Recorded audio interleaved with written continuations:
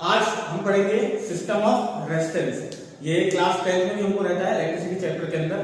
तो हमारा system of resistance topic है। इसमें पहला होता है जो कनेक्शन होता है रेजिस्टेंस का, वो होता है सीरीज कनेक्शन। इसमें क्या होता है, आप देख सकते हैं तीन रेजिस्टर्स हैं, R1, R2 एंड R3। ये दोनों सीरीज में कनेक्टेड है। अब हमको पता कैसे चलेगा कि सीरीज में कनेक्टेड है, उसके लिए मैं क्या किया है, बैटरी लगी है यहाँ पे, उससे करंट का सपोज करते हैं, मानते हैं I।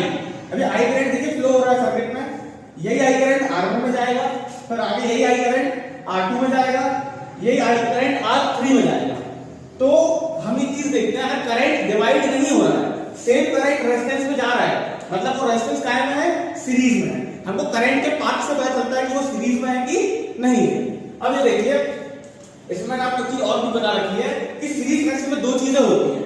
Current is same through all resistors, मतलब सारे रेजिस्टर से देखिए आप I करंट की फ्लो हो रहा है, लेकिन जो वोल्टेज है वो क्या हो जाता है, डिवाइड हो जाता है। अब यहां देखिए R1 के अक्रॉस जो होगा अलग वोल्टेज होगा V1, R2 के अक्रॉस होगा V2 वोल्टेज और R3 के अक्रॉस होगा V3 वोल्टेज। तो इसमें हमको दो चीज याद रखनी है, सीरीज में करंट हमेशा क्या रहेगा, सेम रहेगा, और जहां करंट सेम है मतलब वो रेजिस्टेंस कायम है, सीरीज में है, और वोल्टेज क्या हो जाता है, डिवाइड हो जाता है।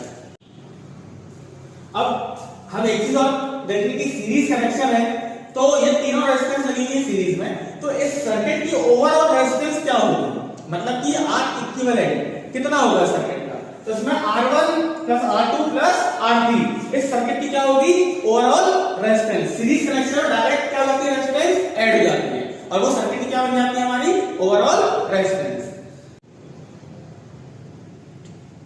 नेक्स्ट है हमारा इसी में सिस्टम रेजिस्टेंस में पैरेलल कनेक्शन। अब यहां देख सकते हैं आप, ये तीन रेजिस्टेंस है R1, R2 और R3। ये कैसे कनेक्टेड है, पैरेलल। अब हमको पता कैसे चलेगा कि ये पैरेलल कनेक्टेड है। देखिए यहां से एक बैटरी है, इससे एक करंट निकला I, यहां भी I गया, यहां भी I गया। अब देखिए यहां से करंट के पास तीन रास्ते जाने देंगे, एक वो R1 के थ्रू जा सकता है, R2 के थ्रू जा सकता है और R3 के थ्रू जा सकता है। तो आप देखिए जैसे ही यहाँ पे करंट को तीन रास्ते मिलेंगे तो करंट तीन पार्ट में डिवाइड हो जाएगा। मान लीजिए पानी है, पानी छोड़ा आपने और तीन रास्ते दे दिए पानी को, तो पानी तीनों रास्तों में से बह के चला जाएगा। ऐसे ही करंट होगा तो तीन रास्ते मिलेंगे, तीनों में चला जाएगा और वापस यहाँ से आके मिलेगा, और वापस यहाँ से कंबाइन होकर क्या बन जाएगा, वो फिर वापस I करंट बन जाएगा, सर्किट में फ्लो होता रहेगा। तो हमको पता कैसे चलेगा पैरेलल है, जहां करंट डिवाइड हो जाए, करंट के पास दो रास्ते हो जाए, वो कहलाते हैं पैरेलल कनेक्शन। ऐसे तीन रेजिस्टेंस है, तीनों पैरेलल में, क्यों, क्योंकि तीनों के पास अलग अलग करंट डिवाइड होके आ रहा है। ठीक है, अब हमको दो चीज इसमें ध्यान रखनी पड़ेगी पैरेलल कनेक्शन में, कि इसमें करंट क्या हो रहा है, डिवाइड हो रहा है, और वोल्टेज क्या है, सेम है सारे रेजिस्टर के अक्रॉस। आप देखो, आप यहां लगाएंगे वोल्टमीटर, पैरेलल में लगाते हैं, सबको पता होगा, हमने लगा दिया और हमको एक वोल्टेज मिल गया, जो इस सर्किट का वोल्टेज है वो इसका वोल्टेज है। अब इस सर्किट की हम ओवरऑल रेजिस्टेंस कैसे पता करेंगे, तो उसके लिए होता है formula 1/R equivalent is equal to 1/R1 plus 1/R2 plus 1/R3। मान लो दो रेजिस्टेंस होती है पैरेलल में, तो 1/R3 हट जाता, तो तीन है तो तीनों के लिए आ गया। अब हम देखेंगे कि सीरीज और पैरेलल कनेक्शन है तो इनमें डिफरेंस क्या है मेनली, हम क्यों हम पैरेलल और सीरीज कनेक्शन अलग अलग जगह पे यूज करते हैं।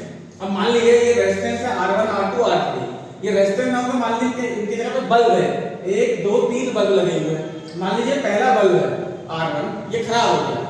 अगर जैसे ही ये खराब होगा सीरीज कनेक्शन में ना, तो बाकी के दोनों बल्ब भी जलना बंद हो जाएंगे, क्योंकि ये खराब हो गया। इसके खराब होने से इसके आगे करंट पास नहीं हो पाएगा। लेकिन ये प्रॉब्लम हमारी पैरेलल कनेक्शन में दूर हो जाती है। मान लीजिए हमारा R1 नाम का ये बल्ब है, ये वाला बस बल्ब खराब हुआ है, तो बाकी दोनों में करंट की सप्लाई जारी रहेगी और ये दोनों ग्लो करते रहेंगे, केवल ये बंद होगा।